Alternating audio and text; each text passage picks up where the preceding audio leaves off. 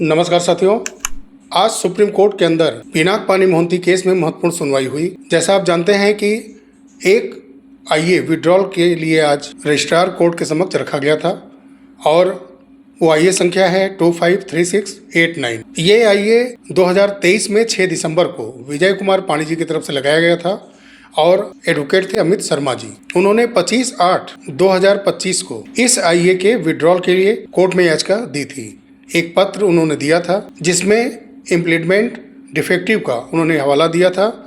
साथ ही में 23/4/2025 के एक जजमेंट का भी उन्होंने इसमें उदाहरण दिया था, जिसमें कई आईए जो लगाए गए थे कोर्ट की सीआरसीएस पोर्टल की खामियों को लेकर के, भुगतान को लेकर के, भुगतान में जो देर हो रहा था, भुगतान का जो अमाउंट है वो काफ़ी कम है, इन सब कई चीज़ों को लेकर के जो आईए लगाए गए थे।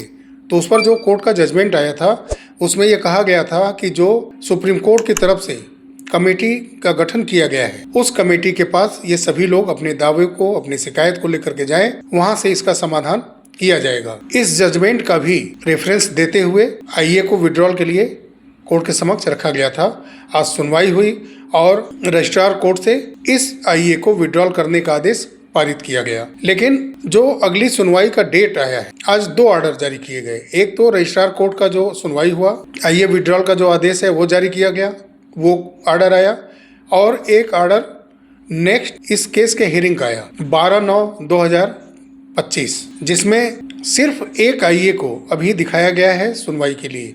वो आईए है सरकार की तरफ से, यानी यूनियन ऑफ इंडिया की तरफ से।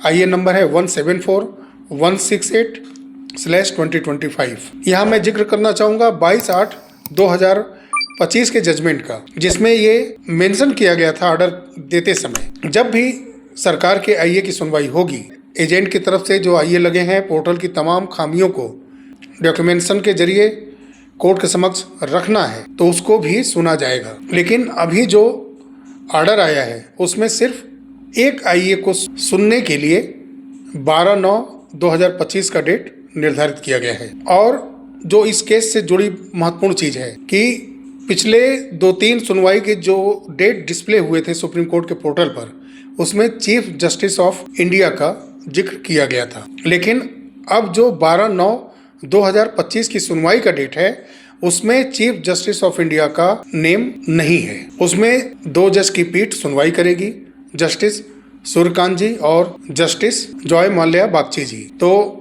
कई परिवर्तन हुए हैं इसमें। तो साथियों, 12/9/2025 की सुनवाई का इंतजार होगा कि उस दिन सुनवाई के बाद क्या आदेश आता है, क्या दिशा दशा इस केस की होती है। खामियां तो सीआरसीएस पोर्टल में बहुत हैं, 98% तक डेफिशिएंसी है। डेफिशिएंसी को दूर करने के बाद रीसबमिशन करने के कई महीने बाद तक अभी पेमेंट नहीं आ रहा है। डेथ क्लेम सबसे बड़ा मुद्दा है कि जो आज इस दुनिया में नहीं है उनके परिवारजनों को पैसा कैसे मिलेगा, ये ना सहारा क्लियर कर रहा है, ना ही कोर्ट में सुनवाई के माध्यम से क्लियर किया जा रहा है। पूरे देश में सहारा इंडिया से जुड़े जो कई कंपनियां सहारा की हैं, चाहे वो सोसाइटीज हो, क्यूसॉफ हो, MIS हो, सहारा गोल्डन हो, सारी कंपनियों का पैसा मिलने का कोई जरिया नहीं है। सिर्फ 4 सोसाइटीज का पैसा मिलने का जरिया मात्र सीआरसीएस पोर्टल है और इससे जो भुगतान हो रहा है वो बिल्कुल ट्रांसपेरेंसी नहीं है। तो देखिए 12/9/2025 को जब सुनवाई होती है, सिर्फ एक आईए को लिस्टिंग किया गया है, तो क्या ऑर्डर आता है। अगर जो मैंने पिछले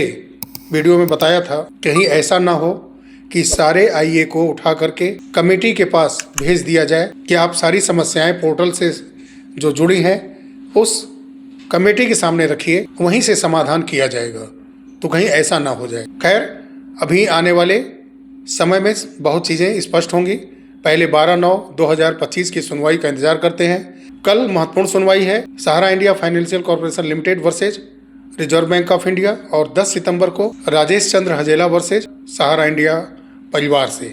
चलिए दोस्तों, मिलते हैं अगले वीडियो में। तब तक के लिए नमस्कार, जय हिंद, जय भारत, वंदे मातरम।